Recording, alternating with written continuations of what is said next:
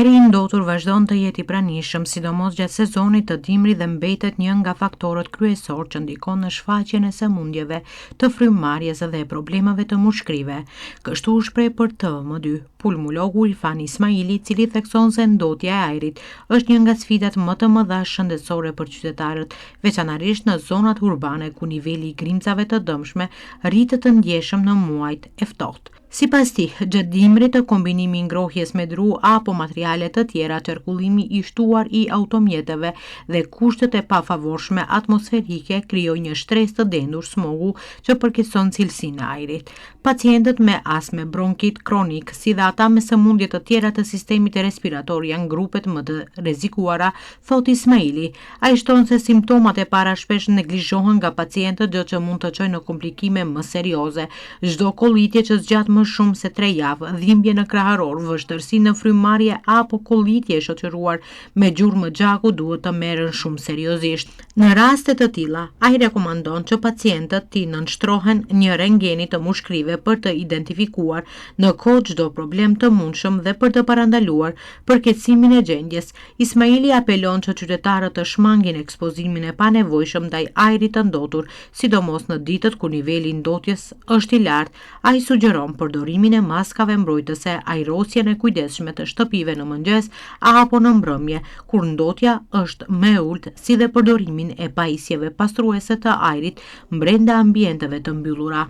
Pacientët që vinë në klinikën tonë janë në fazë më të përparuar të sëmundjeve, gjithsesi sëmundjeve maligne ta theksojmë. Zakonisht pacientët kur vinë në klinikën tonë, paraprakisht duhet të kenë të bëjmë rentgen të mushkrive apo kompjuter tomografi të mushkrive, ashtu që na do e kemi parasysh apo një çfarë të shohmi për çka dyshohet.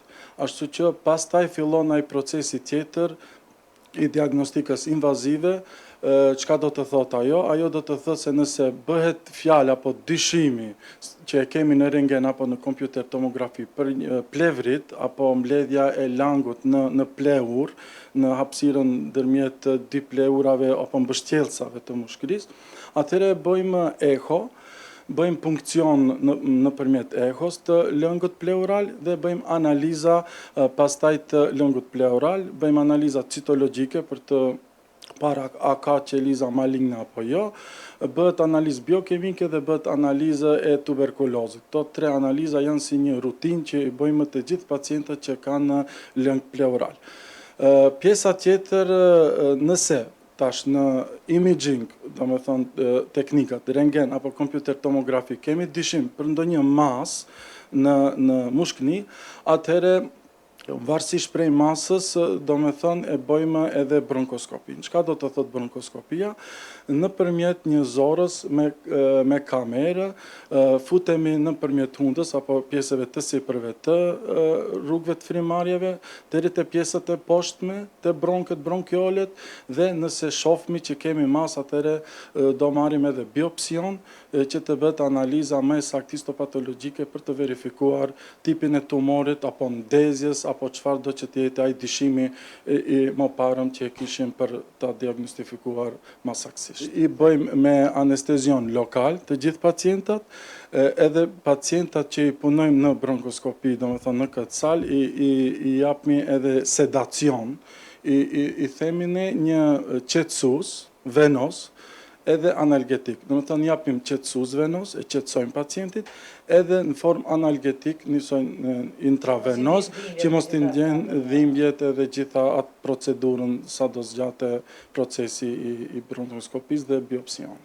Sa i përket plevriteve, apo lëngut, si tham, pleural, ato nuk janë numri i madh maligneve. Numri i madh janë që kanë edhe sëmundje tjera, domethënë sëmundje të zemrës, sëmundje të veshkave, sëmundjeve të barkut apo mëlqisë.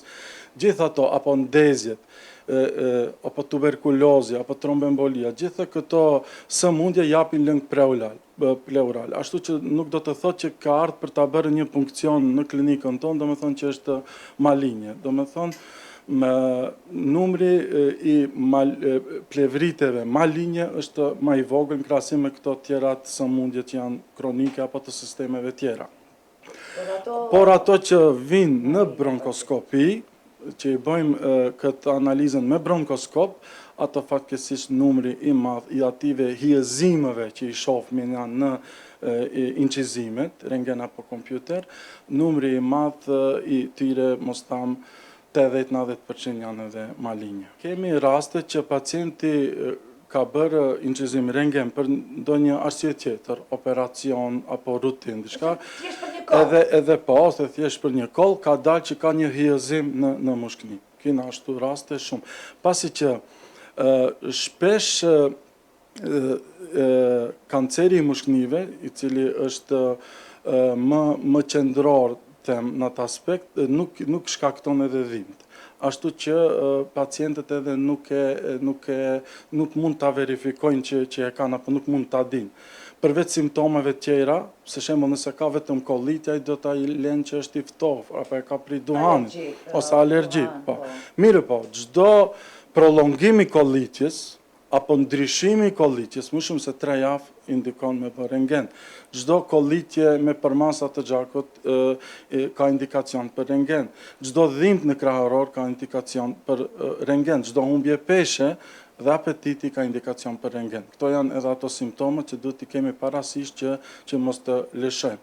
Pulmologu Ismaili thekson që në shtetin ton mungon skriningu i kancerit të mushkrive që bëhet me kompjuter tomografi, sepse vetëm në këtë mënyrë zvogëlohet mortaliteti tek mbi 60% e pacientëve. Në shtetin ton nuk kemi screening të kancerit të mushkrive, si kemi për disa sëmundje tjera, po, edhe pse në botë edhe në shumë vende tjera evropiane ekzistojnë, të ne fatkeqësisht ende nuk ekziston screeningu, edhe pse ne si klinik edhe si repart kemi fillu disa grupe pune dhe në të ardhmen do të fillojmë edhe do të bëjmë këtë kërkesën në institucione më të larta që të fillon screeningu për karcinomin e mushkërive. Pse e them këtë? E them këtë se edhe statistikat botërore edhe raportet që japin vendet evropiane edhe botërore janë që me diagnostifikimin e hershëm, në fazë të hershme, nëpërmjet screeningut, domethënë ndalohet edhe stadiumi, mirë po më kryesore është ndalohet edhe vdekja, mortalitet, ashtu që kemi studime edhe në Amerikë edhe në Evropë që është zvoglu nëpërmjet screeningut mortaliteti edhe mbi 60% të pacientave. Te kush duhet të bëhet screeningu, po e theksoj edhe këtë. Çdo duhanpirës që ka pi duhan më shumë se 15 vite, edhe çdo i moshuar mbi 55 deri në 80 vjet duhet të bën screening të mushkënive, të kancerit të mushkënive. Si bëhet screeningu? Nuk bëhet me rentgen, por bëhet me kompjuter tomografi me doza të ulta, low dose kompjuter tomografi, që të vërejmë edhe me milimetra ndryshimet, ashtu që të marrë masa edhe më të hershme. Tek ne, fatkeqësisht, pacientat nuk mund të arrijnë edhe ato që kanë problem të bëjnë incizime, e leje që ato që dojnë të bëjnë screening, vetëm se është duhanpirës. Mirë po, ashtu janë rekomandimet në vendet e zhvilluara, pse jo edhe te ne mundet ndoshta të organizohet ndonjë kompjuter apo në disa qytete, jo vetëm në Shkup, të bëhen termine apo stafat, si një ide, në përgjitha qytete, qendrat klinike të qyteteve që të kemi termine apo stafat për screening. Duhanpirësit që janë mbi 15 vjet që pinë duhan. Sipas mjekut Ismailit, çdo duhanpirës dhe çdo i moshuar mbi 55 deri në 80 vite duhet të bëjë screening të kancerit të mushkrive që të vërehen me milimetra ndryshime që të marrim masa më të hershme këta pacientët. Sipas Organizatës Botërore të Shëndetësisë, kanceri i mushkrive, gjirit dhe zorrës së trash janë 3 llojet e kancereve më të përhapura në mbar botën.